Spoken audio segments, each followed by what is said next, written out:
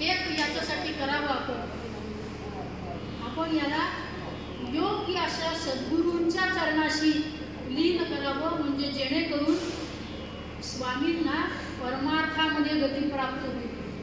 म्हणून त्या मामांनी त्यांना पुण्यात बोलवलं.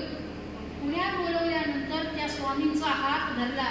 एक लक्षात ठेवा, एक सुंदर वाक्य, आयुष्यामध्ये आमच्यावरती भाळणारे खूप आहेत. मला वाटतं इतकं कळेल.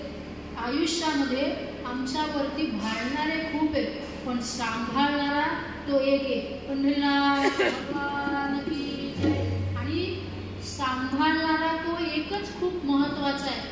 तो ज्या वेळेला आयुष्यामध्ये आम्हाला प्राप्त होतो ना, त्यावेळेला आयुष्यामध्ये कशाचीही कमतरता राहत नाही.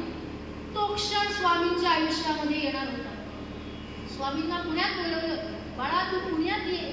स्वामी पुण्यामध्ये आले आणि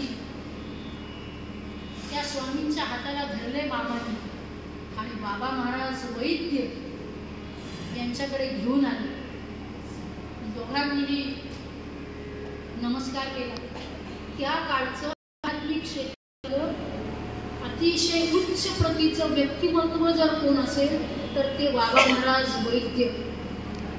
हात जोडले मामांनी आणि मामा संभाषण, महाराज हा माझा भाचा आहे, याला तुमच्याकडे घेऊन आलोय, याला अनुग्रह द्या तुमचा.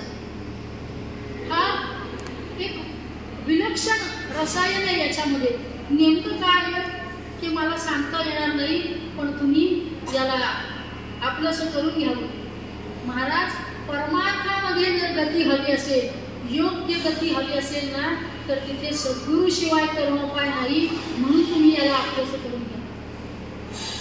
हे ज्या वेळेला मामा बोलत होते त्यावेळेला बाबा महाराज स्वामींकडे बघत होते. स्वामींकडे बाबा महाराज बघतच राहिले, कारण त्यांच्या एक गोष्ट अशी लक्षात आली की हा मुलगा काहीतरी विलक्षण आहे. हा मुलगा सामान्य नाही. मला वाटतं कळेल, हा मुलगा सामान्य नाही. हा मुलगा एक दिवस संपूर्ण जगताला असामान्य होणार आहे की सगळे जण त्याच्या आश्रयाला येतील, म्हणून हा मुलगा सामान्य नाही. हे सद्गुरुनाथांच्या लक्षात आलं. हे सद्गुरुनाथांच्या लक्षात आलं. जवळ बोलवलं स्वामींना, मस्तकावरती हात ठेवला आणि ज्ञानेश्वर माऊलींच्या नाथ संप्रदायाचा अनुग्रह स्वामींवरती तत्क्षणी झाला.